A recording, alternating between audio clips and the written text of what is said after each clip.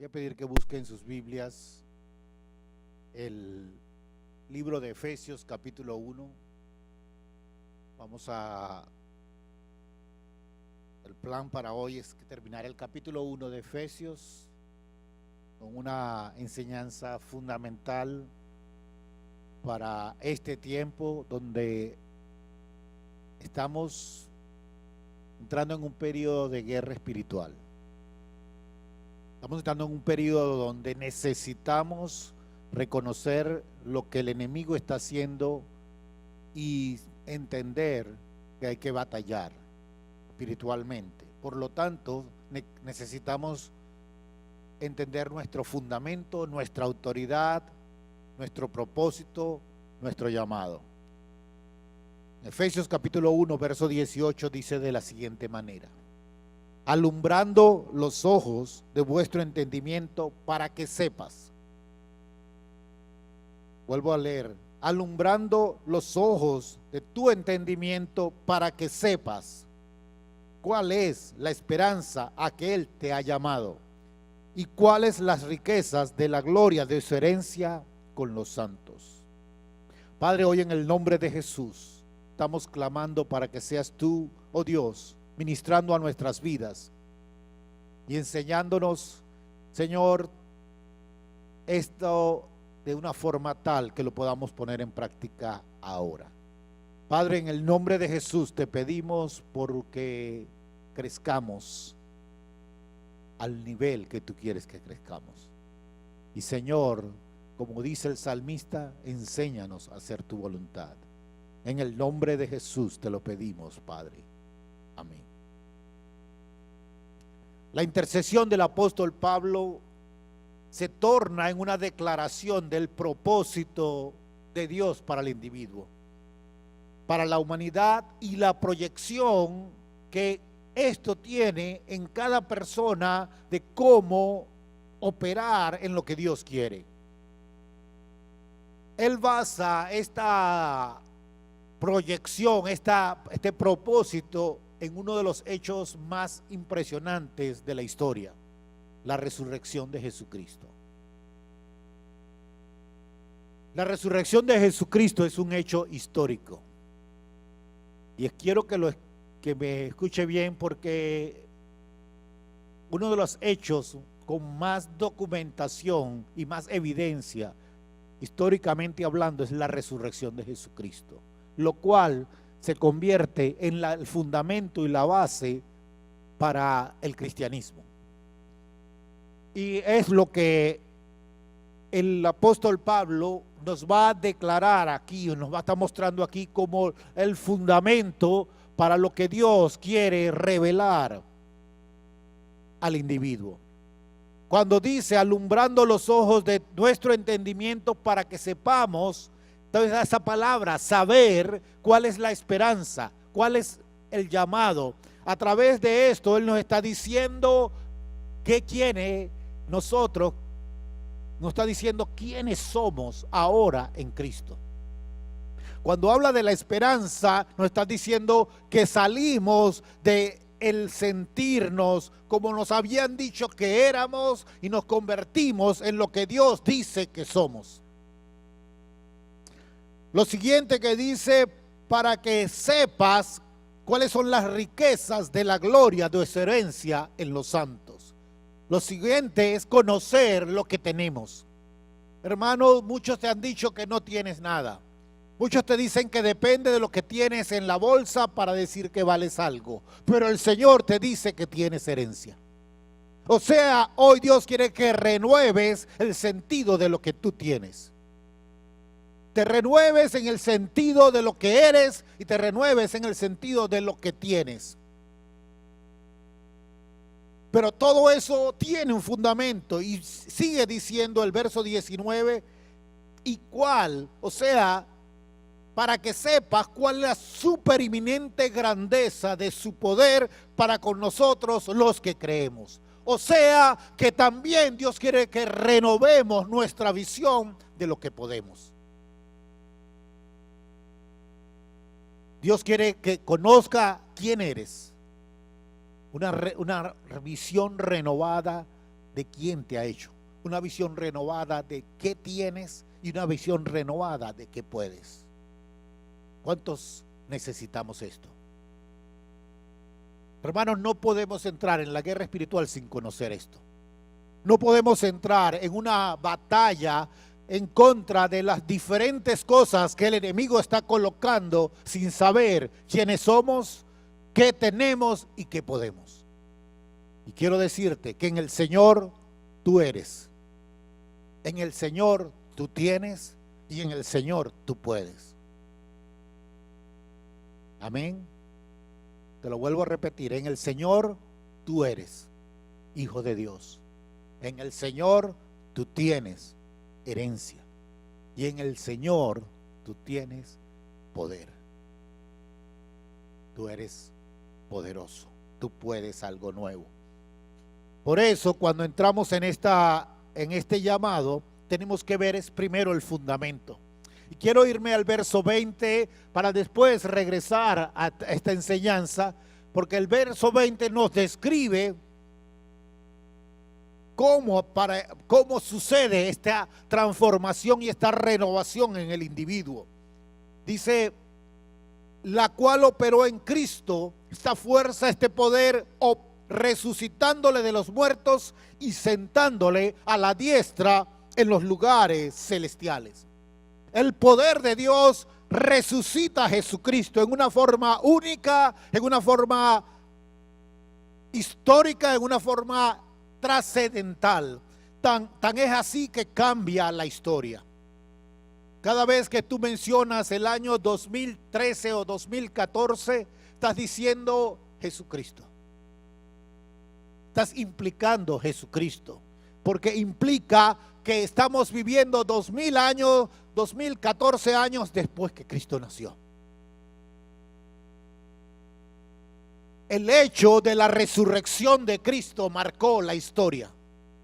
Y eso está marcando para nosotros en este tiempo que tenemos una renovación de quiénes somos. Una renovación de qué tenemos y una renovación de qué podemos. Como les decía al principio,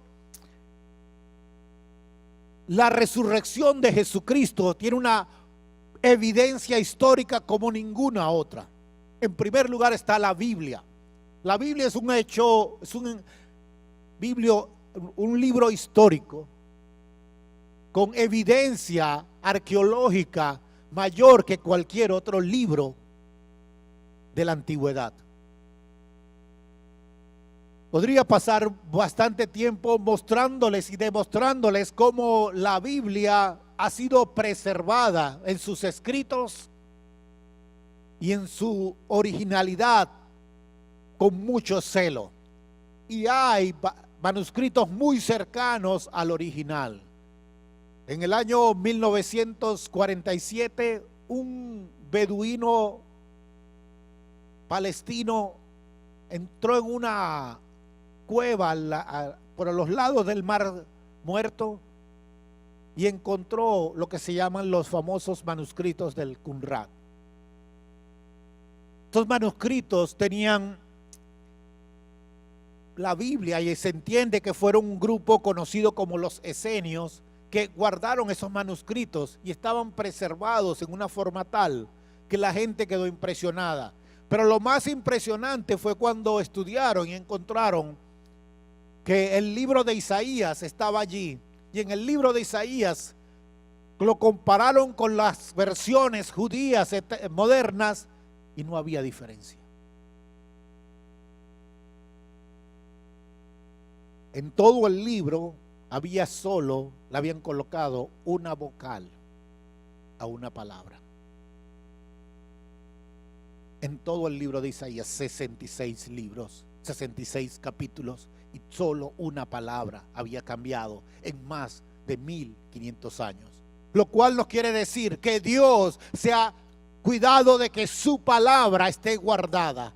Hoy conocemos que la resurrección de Jesucristo, que no solamente es descrita en la Biblia, sino es descrita en los libros de su tiempo, es un hecho histórico. Un hecho que tiene evidencia histórica que sucedió, lo cual nos demuestra que el poder de Dios estaba actuando. Tú y yo tenemos ahora un fundamento clave para decir que el Señor nos está renovando ahora quiénes somos. Porque tenemos una evidencia no solo histórica, sino clara de que el Señor levantó a Jesucristo de los muertos. Y porque Él es levantado, nosotros tenemos un fundamento apropiado para saber quiénes somos, para saber qué tenemos y para saber qué podemos. En el nombre de Jesús. Este poder, esta fuerza, este hecho de lo que Dios operó en Jesucristo hizo lo siguiente. Primero operó en Cristo. O sea que cuando Jesús anduvo en la tierra, este poder estaba manifestándose en Jesucristo. Y manifestó mostrando diferentes cosas, como los primeros milagros, cuando llegaba a un sitio y hacía sanidades. Pero también vemos que tocó muertos y los resucitó. Pero también vemos que le dice a la tormenta, cálmate, y se calma. Operó en Cristo. Pero después viene, lo resucita de los muertos. El milagro mayor. Pero también viene y dice, lo sentó en los lugares celestiales. Y esta parte nos interesa hoy en día. Nos gusta mucho y nos apasiona estudiar los milagros de Jesús. Nos impresiona el hecho de la resurrección y el hecho de que es un evento histórico comprobable. Pero lo que nos interesa a nosotros desde esta perspectiva del día de hoy es que Jesucristo está sentado en lugares celestiales, a la diestra de Dios Padre. Y esto lo hace el poder de Dios allí. Y hoy eso nos da a nosotros autoridad.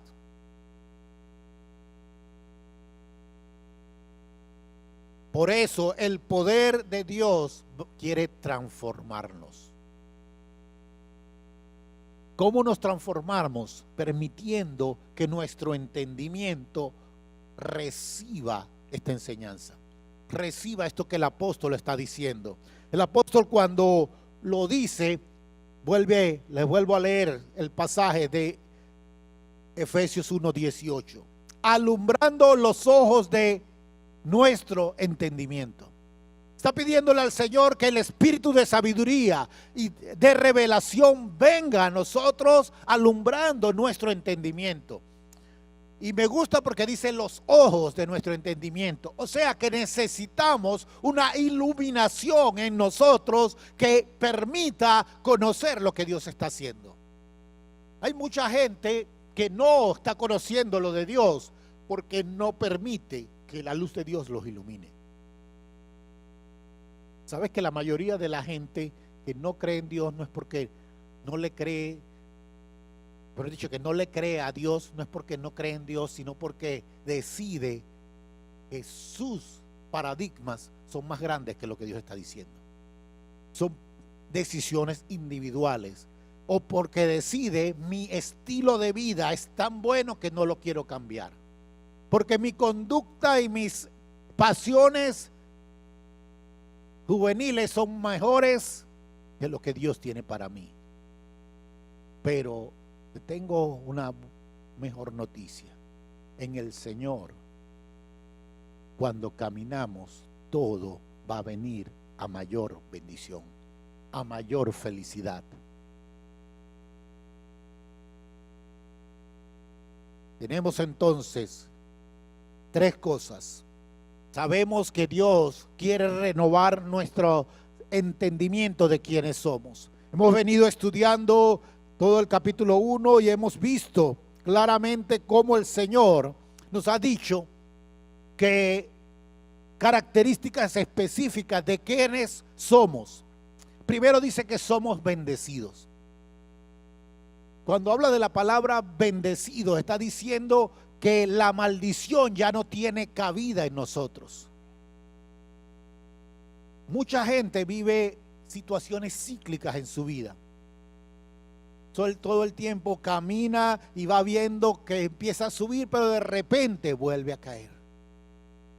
Mucha gente tiene en su familia problemas de enfermedades mentales. Otros tienen problemas de que la miseria siempre los ha alcanzado. Hoy en el nombre de Jesús vamos a romper la maldición. Declaro en el nombre de Jesús sobre tu vida que eres bendecido y que la maldición no los toca. En el nombre de Jesús estamos creyendo que la revelación de quiénes somos, que somos bendecidos, viene a nuestra vida y que rompemos con la maldición en el día de hoy. Esta revelación de quiénes somos nos llama a que podamos caminar de una forma tal que mostremos el que está en nosotros. Somos bendecidos. Hemos visto bastante de quiénes somos, pero ¿en qué se basa todo esto? Cuando el Señor dice que todo lo basa en el hecho de que Jesucristo resucitó y lo sentó a la diestra de Dios Padre, ¿sobre qué lo sienta? ¿Sobre qué lo sienta? En el verso 21 nos dice: lo ves que está sentado sobre todo principado, sobre toda autoridad, sobre todo poder, sobre todo señorío, sobre todo nombre que se nombra, no solo en este siglo, sino también en el venidero. Entonces, el poder que recibe Jesucristo para que nosotros tengamos la renovación de quiénes somos, la renovación de qué podemos y la renovación de qué tenemos, tiene una autoridad impresionante. Esa autoridad es sobre todo principado. Hermanos, si cada vez que estudio esto, algo nuevo el Señor trae a mi vida.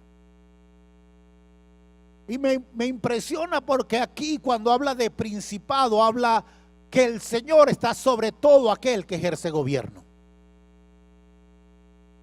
Principado aquí se refiere a todo aquel que ejerce gobierno de alguna u otra forma.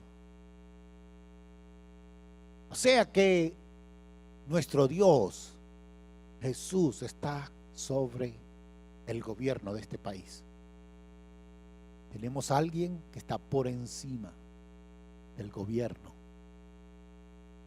Nuestro Señor se usa para aquellos que están gobernando sobre los hombres. La revista Forbes, que escoge los 100 personas más influyentes en el mundo,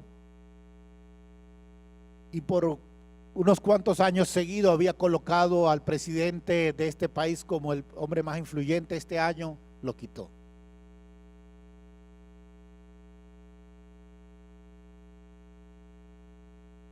Pero no ponen al que está sobre todos ellos. Que por cierto, los mexicanos, hay 3 mexicanos en esa lista.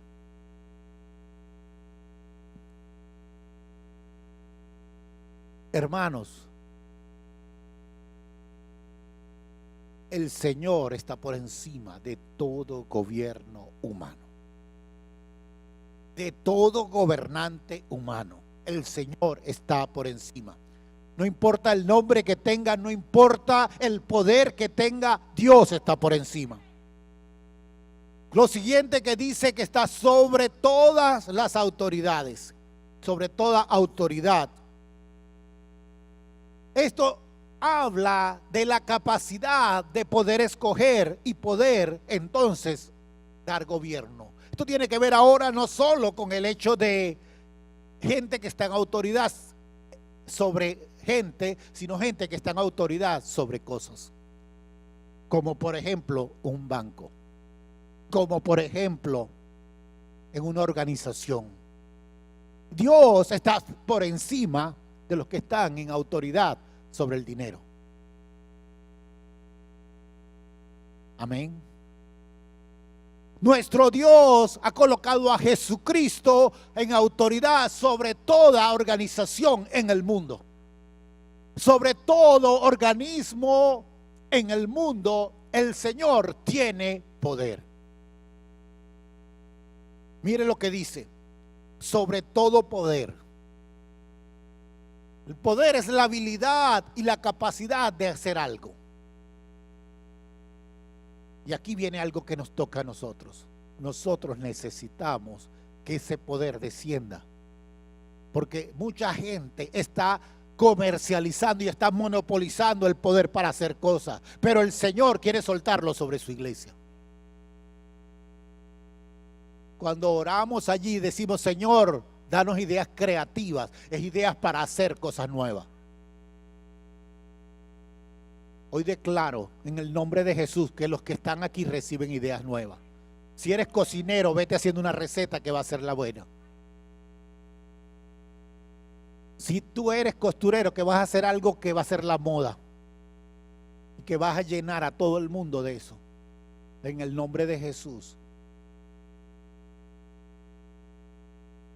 Vete en lo que tú haces como algo que está inventando.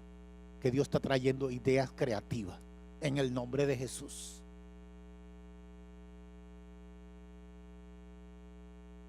Sobre todo señorío es colocado Jesucristo. ¿Sabe qué quiere decir?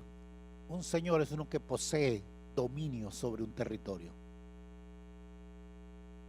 Hay gente que dice, mira, a mí no me importa quién gobierna, yo tengo mi terreno. El Señor está sobre él. No, que dice, a mí no me importa, yo tengo mi islita. Ahí el Señor es sobre esa islita. Amén.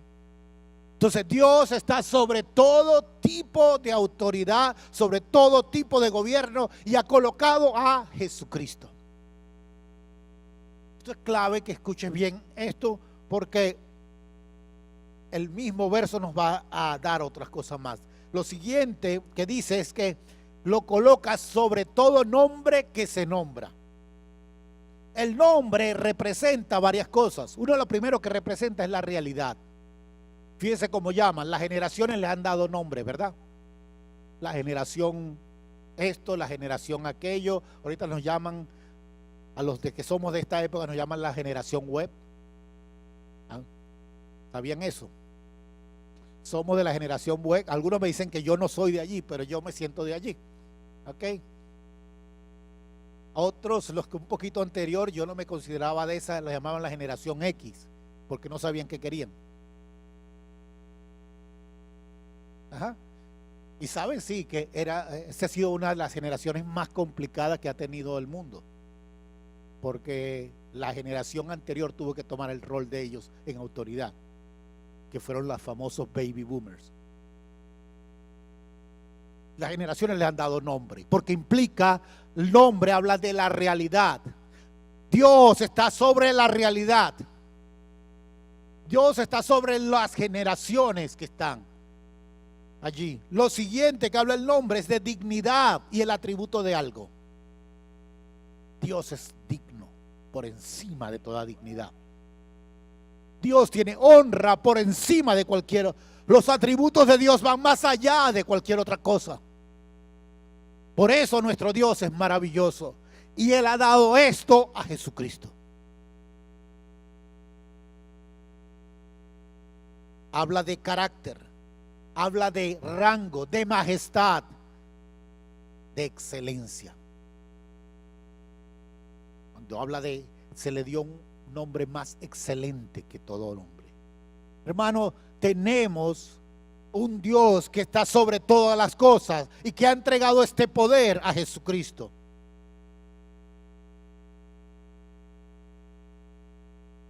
Por eso, cuando entendemos esto, entendemos que Dios también está por sobre todos los tiempos. Dice, no solo en este tiempo, sino en el venidero. Jesucristo dice así en Hebreos capítulo 11, que Él es el mismo ayer, hoy y por los siglos. O sea, tenemos un Dios que es eterno. Tenemos un Dios que trasciende el tiempo, que trasciende las edades, y que tiene ese poder por encima de todos los tiempos y le ha entregado el poder a Jesucristo. Y esto, como les he dicho, es clave. ¿Por qué? Porque cuando nosotros reconocemos quiénes somos, en el capítulo 1, los primeros versos que leíamos, entendemos que somos hijos. Bendito sea el Dios y Padre de nuestro Señor Jesucristo, el cual nos bendijo con toda bendición espiritual en los lugares celestes. ¿Cómo? Haciéndonos hijos, adoptándonos hijos suyos. Somos hijos de Dios. Hermanos, no somos bastardos. Di conmigo, soy hijo legítimo. O sea que tienes el apellido de Dios. ¿Cuál es la diferencia entre un hijo legítimo y un hijo bastardo? ¿Ah?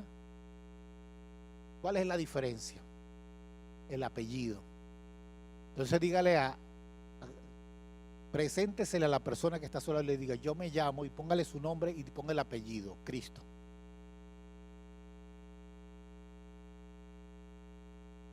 Ajá. ¿Les gusta ese apellido? ¿Cómo se llama Jesús? Cristo, ¿verdad? Ese es el apellido. Ese es el apellido que Dios quiere ponerte hoy. Es clave que tú entiendas esto. Dios te está marcando, te ha colocado un sello, estás ungido. Y ese apellido está diciendo que eres hijo legítimo de Dios. Amén. Por eso puedes entrar sin ningún problema al trono de la gracia y decirle, Señor, tengo un problema. ¿Alguno de sus hijos le pide permiso para hablar con usted? Recuerdo que hace años pasaron una película y mi esposa dice que yo siempre vi mis películas. Entonces, y era un niño que el papá era extremadamente rico y el presidente del país estaba hablando con ese señor que era muy rico, y el niño lo llama y le dice, papá, que necesito hablar contigo. Y él, no importaba que estaba hablando con el presidente, el papá le tuvo que decir al presidente, espérate un minuto que mi hijo me está llamando. Cuando el hijo llama, el papá atiende. Cuando el hijo quiere una cita con el papá siempre está disponible. Y si no, entonces hay algo extraño. Por eso el Señor nos está dando el entendimiento de que somos hijos legítimos. Quizás no te guste el apellido Cristo, pero desde hoy te va a gustar. Amén. Y dice, porque eso implica que eres ungido, sellado con el Espíritu Santo. La palabra Cristo significa ungido. O sea que tienes Espíritu Santo alrededor de ti. Amén. Cuando Dios está renovando quién eres tú, estás diciendo eres hijo porque eres un ungido mío, te he dado mi característica, te estoy dando mi naturaleza. En el libro de Segunda de Pedro, capítulo 1, nos dice que Él nos está dando promesas para que seamos participantes de la naturaleza divina. Seamos participantes de lo que Dios es. Entonces, cuando somos hijos, somos participantes de la naturaleza divina. ¿Quiénes somos? Somos hijos. Lo siguiente que nos dice que somos escogidos. No es que somos chiflados, somos escogidos. No es que somos consentidos, somos escogidos. Y cuando un entrenador va a una competencia, empieza a ver a sus jugadores y ve y escoge con los que él cree que va a ganar, ¿verdad? No los escoge dice, bueno, es que este me da lástima porque nunca juega. No, si él es malo, lo pone a un lado, ¿verdad? Y dice, te dejo ahí por si acaso se me pasa algo, lastima o se me golpea a alguien, pero yo agarro esto porque con esto sí estoy seguro que voy a ganar. No importa el deporte que sea, los malos los pones a un lado. Tú agarras los que sabes que van a hacer el deporte bien. Así es el Señor con nosotros. Estamos para la guerra y nos escogió a nosotros. Los malos se quedaron afuera.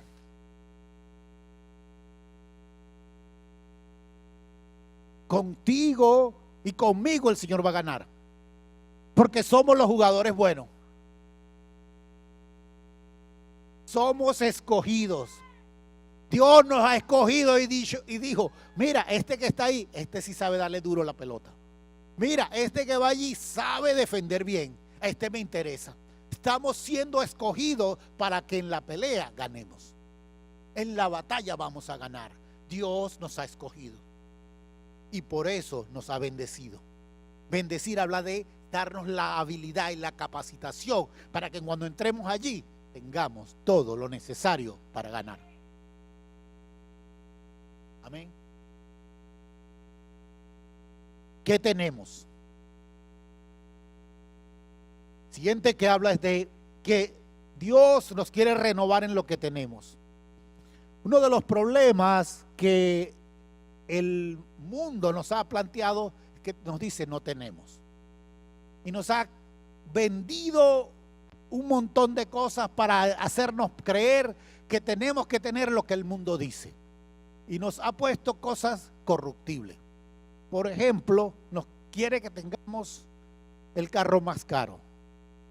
¿Cuánto necesitamos el carro más caro? Necesitamos un vehículo. Pero usted no necesita el carro más caro. Si lo puedes tener, gloria a Dios.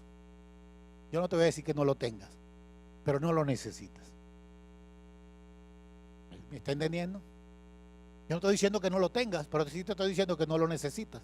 Pero sí te estoy haciendo ver que lo que necesitas es conocer qué es lo que Dios te está dando. Porque lo que Dios te está dando va mucho más allá que las cosas materiales. Porque el carro más caro te lo pueden robar. Lo que tienes en la mano te lo pueden robar, pero lo que tienes dentro no te lo pueden robar. Mira lo que dice el Señor. Primera de Pedro, capítulo 1, versos 3 al 9. Bendito el Dios y Padre de nuestro Señor Jesucristo, que según su grande misericordia nos hizo renacer para una esperanza viva. ¿Cuál es una esperanza muerta? Pensar que los Texans van a ganar.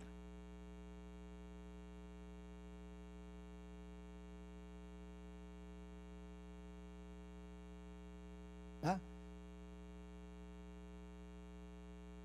¿Sí o no? Estamos de acuerdo, ¿verdad? Aunque yo voy a los Texans, es una esperanza muerta. Pero una esperanza viva es lo que Dios nos ha dado. Por ahí me van a censurar seguramente, pero bueno. Por la resurrección de Jesucristo de los muertos. Vuelve a utilizar, ¿cuál es la base? El poder de Dios en la resurrección. Para una herencia incorruptible. Mira esto, la herencia que Dios nos ha dado, o sea, lo que nosotros tenemos es incorruptible. ¿Qué significa incorruptible? Hermanos, que no se corrompe. No tiene nada que ver con los políticos. Que mienten y dicen que nunca han mentido. Incorruptible. Incontaminada. Que no se contamina. En inglés hay una palabra, defile. Ajá. Que no tiene marcas. Es algo que es como debe ser. Incontaminada. Cuando Dios está hablando de incorruptible, me gusta esta palabra porque se refiere al hecho de que aunque trates de corromperla, no lo permite. Es la herencia que Dios nos ha entregado. Cuando Dios se revela a nosotros en lo que tenemos, nosotros no permitimos que el enemigo lo manche, que el enemigo lo corrompa. Es incorruptible. No le permitimos al enemigo darle nada. Es inmarcesible. Habla ahí de las marcas. Y me gusta algo más porque dice reservada en los cielos para nosotros. Está guardada en un sitio donde no se puede robar. ¿En quién te roban las que tú tienes en el cielo? Ahora, te digo algo, la mayoría de nosotros nos dijeron esto: para ir al cielo, ¿qué tienes que hacer? Porque te dicen, ¿dónde está? Está en el cielo porque se murió, ¿verdad? Esto no es lo que dice Dios. Ay, ay, ay, ¿cuántos me vieron feo? No, no me vea feo. Hermanos, podemos estar en el cielo sin morirnos. ¿Cuántos les gusta eso? Puedo estar en el cielo sin morirme. Y cuando voy al cielo, ahí tengo una herencia. Una herencia que es incorruptible, incontaminada, inmarcesible y está reservada en los cielos. ¿Para quién? Para mí. Amén. Tengo una herencia en los cielos y no tengo que morirme para irla a disfrutar. Porque le voy a decir, en el cielo no la necesitamos. ¿Sabía usted eso? ¿Cuántos necesitan una herencia en el cielo? Dice que el Señor está allí y con el Señor lo tenemos todo.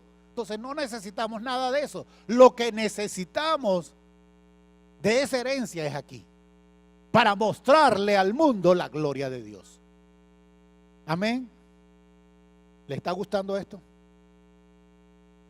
La herencia primero debe producir alegría. Yo veo muchas caras tristes hoy. Será por el frío, me imagino. Diga, Señor, tengo herencia. Ahora dígale al vecino, tengo herencia.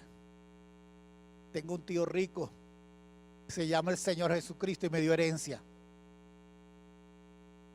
Tengo a Papá Dios y me dio una herencia tremenda.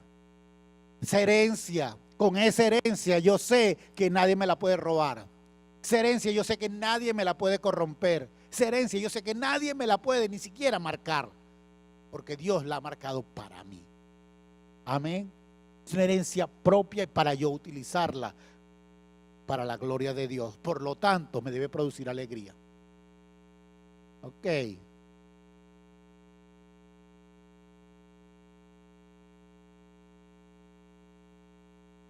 Hay un solo detalle.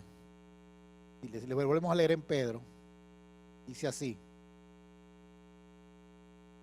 una herencia incorruptible, incontaminada, inmarcesible, reservada en los cielos para nosotros, que son guardados por el poder de Dios mediante la fe, para alcanzar la salvación que está preparada para ser manifestada en el tiempo postrero. En esa herencia, verso 6, ustedes se alegran. Y hasta ahí está todo muy bueno. Pero dice que aunque por un poco de tiempo es necesario, tengas que ser afligido por diversas pruebas. Hermanos, mi hijo fue a los militares y los primeros 3 meses yo me comprometí a enviarle una carta todos los días. Mi esposa le envió bastantes cartas, pero mi compromiso era mío con él, enviarle una carta todos los días. Yo nunca le dije a él, pero yo se la envié todos los días, 3 meses, todos los días le envié una carta. No le estoy diciendo para que usted diga, ay, qué bueno, pero es que yo sabía que los primeros meses, los primeros días allí iba a ser terrible. Iban a sacar de él algo bueno, pero los primeros días lo iban a casi a matar. Porque él no podía llamar a nadie, no podía comunicarse con nadie, lo único que le permitían era leer una cartica. Hermano, cuando Dios quiere sacar lo mejor de ti, te va a pasar por una prueba.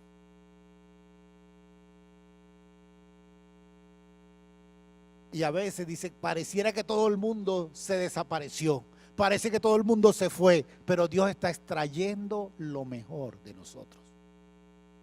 Está cortando lo que no sirve en nosotros para que podamos aprovechar lo que Él nos está dando. Para que entendamos lo que tenemos. Amén. Por eso, tenemos que pasar por diversas pruebas. Pero ¿qué es lo que va a pasar? Mira lo que sigue diciendo en el verso 7. Para que sometida a prueba, permítame usar esta forma, tu fe, mucho más preciosa que el oro, la cual, aunque perecedero, o sea, hablando del oro, el cual, aunque perecedero se prueba con fuego, tu fe sea hallada en alabanza, gloria y honra cuando se ha manifestado Jesucristo.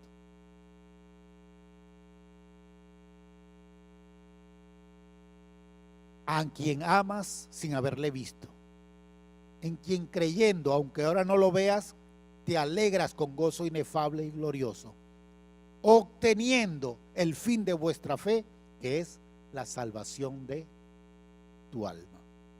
Y aquí viene un detalle, porque cada vez que hablamos de salvación de nuestra alma, nos volvemos a ubicar en el cielo. Sí, hay salvación que nos lleva, la salvación nos lleva al cielo. Pero Dios también quiere que cada día tú guerrees para que veas la salvación de Dios en cada día. ¿Me está entendiendo? Cada día necesitamos ver la mano poderosa de Dios actuar en nosotros. Cada día necesitamos que el Señor venga y rescate con su mano poderosa del agua que nos está inundando. Por eso, cuando entendemos esto, que Dios nos ha entregado una herencia, es un entendimiento de que lo que Dios nos ha dado no depende de lo que hay aquí, sino depende de lo que Dios está colocando aquí. Para que sepas cuál es la herencia que el Señor te ha entregado. Una herencia inmarcesible, incontaminada, una herencia incorruptible, reservada en los cielos para nosotros. Y lo siguiente que dice, ¿cuál es el poder? Me gusta mucho porque lo presenta con un superlativo. Dice, ¿cuál es la supereminente grandeza de su poder? Cuando nosotros hablamos de algo grande, decimos grandísimo.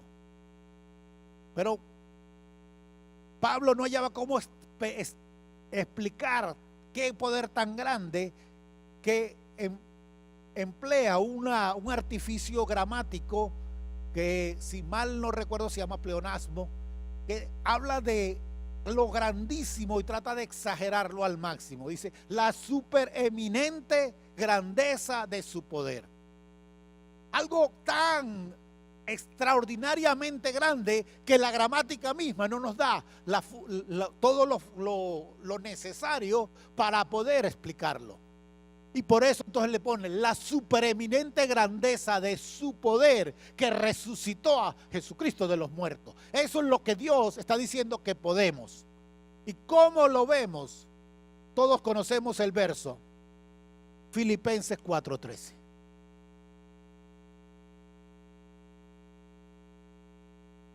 Hace años conocí a un señor que le gustaba mucho este verso.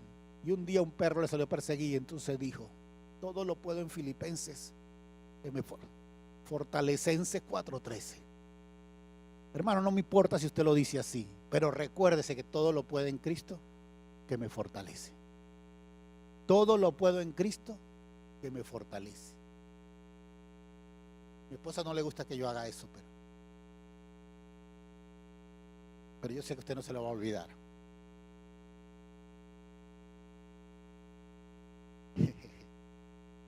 Todo lo puedo en Cristo que me fortalece. Filipenses 4:13. Lo primero que tienes que entender es que cuando Dios viene sobre ti, tienes poder. No sé qué te ha dicho el mundo, no sé qué te ha dicho el amigo, no sé qué te ha dicho a esa persona cercana a ti. Algunos te han dicho, es que tú no lo vas a lograr. Otros te dicen, es que tú no lo puedes. Otros te dicen que tú eres burro. Otros dicen, es que tú eres esto. Pero el Señor está diciendo, todo lo puedes. Todo lo puedes. Todo lo puedes. Todo lo puedes. El inglés lo puedes. Las matemáticas las puedes. La física la puedes. Aún hasta hacer ejercicio lo puedes hacer. Aún caminar lo puedes hacer. En otros países todos pueden caminar. Aquí todos podemos caminar también. Amén. Lo puedes, todo lo puedo en Cristo que me fortalece. Pero me gusta cómo el Señor utiliza esta palabra. Esta palabra es la palabra que nosotros utilizamos, dinamo. Y aunque ya no es muy común los dinamos, hace años los con un dinamo. Y hace años las bicicletas, cuando queríamos que tuvieran iluminación, utilizaban un dinamo. ¿Qué es un dinamo? ¿Verdad? Ya Alberto me está recordando de que sí.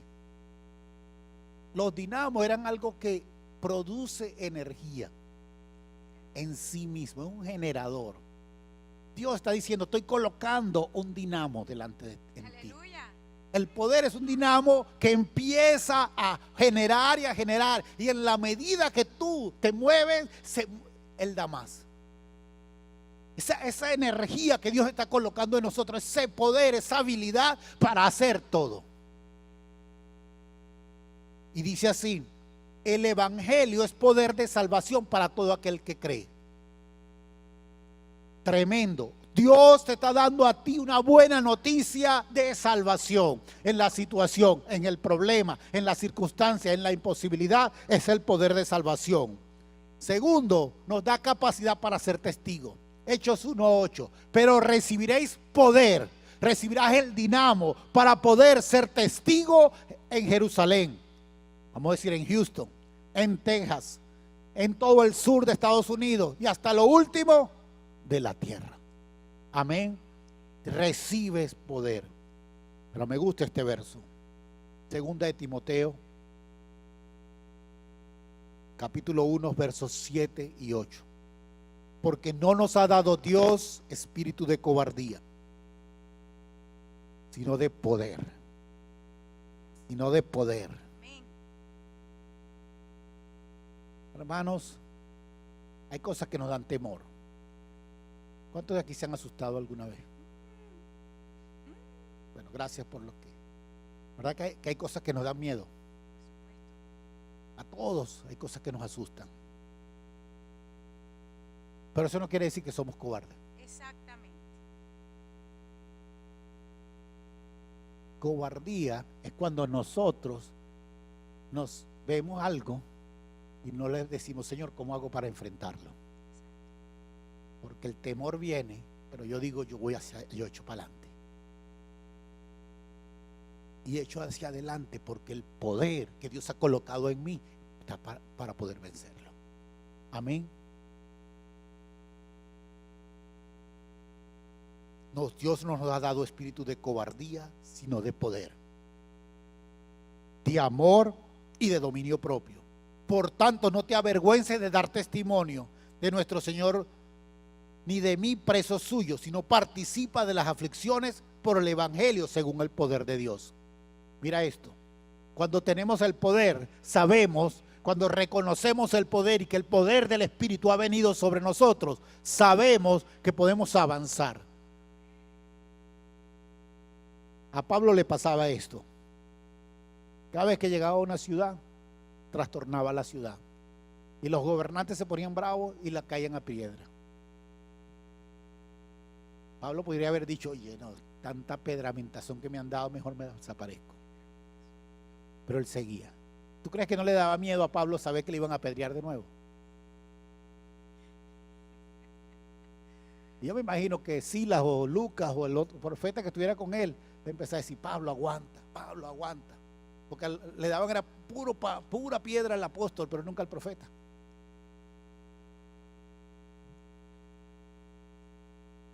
Pero Pablo siguió predicando el evangelio. Y hoy, gracias a Dios, por la vida de Pablo, tenemos una enseñanza impresionante. El poder de Dios estaba con él. Pero quiero que veas, todo esto lo hizo el Señor con un propósito. Estamos ya por terminar.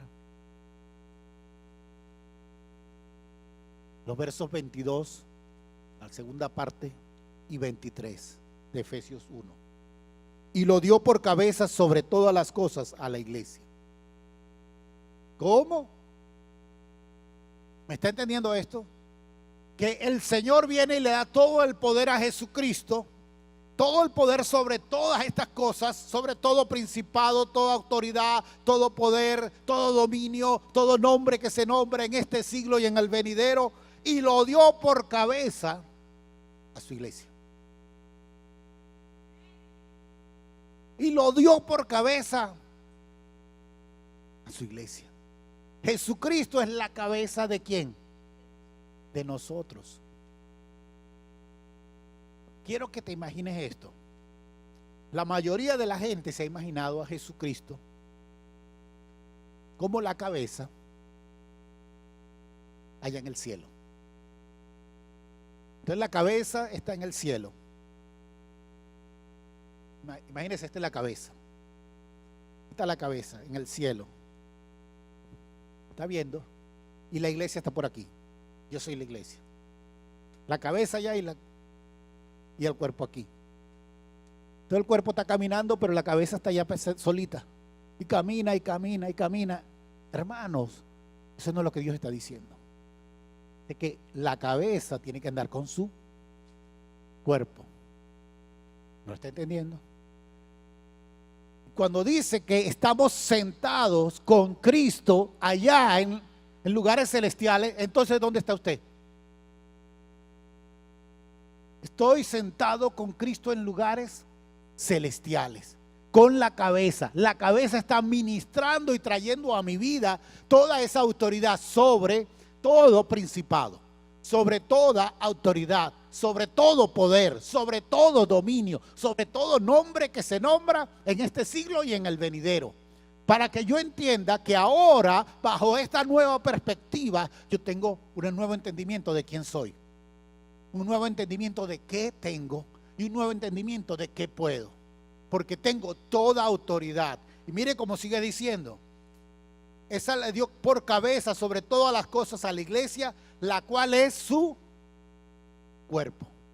O sea, que si Jesús tiene toda la autoridad en el universo, ese hecho poderoso de resucitar a Jesucristo, sentarlo en los lugares celestiales, ahora trastorna todo el universo, y ahora nosotros somos colocados como cuerpo de Jesucristo sobre toda autoridad, sobre todo principado, sobre todo poder y sobre todo dominio. Ahora es la iglesia la que tiene toda la autoridad, porque Jesucristo es su cabeza. Él está en la cabeza, Él reina sobre la iglesia, pero como nosotros somos parte del cuerpo de Cristo, todo lo demás está bajo nuestros pies. Todo está bajo nuestros pies como iglesia. ¿Lo está entendiendo? No podemos ir a la guerra espiritual sin entender esto. Ahora, cuando el enemigo viene, ¿qué le vas a decir al enemigo? Cuando el enemigo viene, ¿qué le vas a decir? Espérate un momentico, déjame averiguar qué es lo que es. ¿Quién tiene toda la autoridad? ¿Quién tiene toda la autoridad? Nosotros. La iglesia es la segunda autoridad después de Cristo. Es la siguiente autoridad después de Cristo sobre todo el universo. Tú y yo tenemos toda la autoridad. Y como Dios nos las ha entregado, por eso tiene que renovarnos en estas tres áreas, para que podamos manejarnos en una forma gloriosa.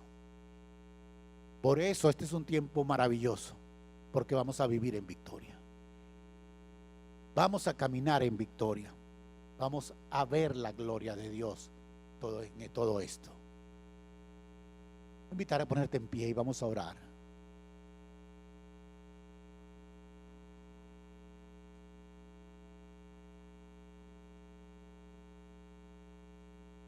Padre, hoy en el nombre de Jesús venimos delante de ti. Señor, tú eres maravilloso. Señor, tú eres bendito para siempre. Y Señor, te exaltamos y te glorificamos porque tú eres Dios glorioso. Te exaltamos y te glorificamos porque tus planes son maravillosos. Son maravillosos. Señor, yo quiero pedir para que este entendimiento de quiénes somos, qué tenemos y qué podemos sea claro en cada uno de mis hermanos. Señor, y te pido que seas tú revelándote a nosotros en este tiempo. Señor, porque queremos ser victoriosos sobre el enemigo. En el nombre de Jesús te lo pedimos, Padre. Amén.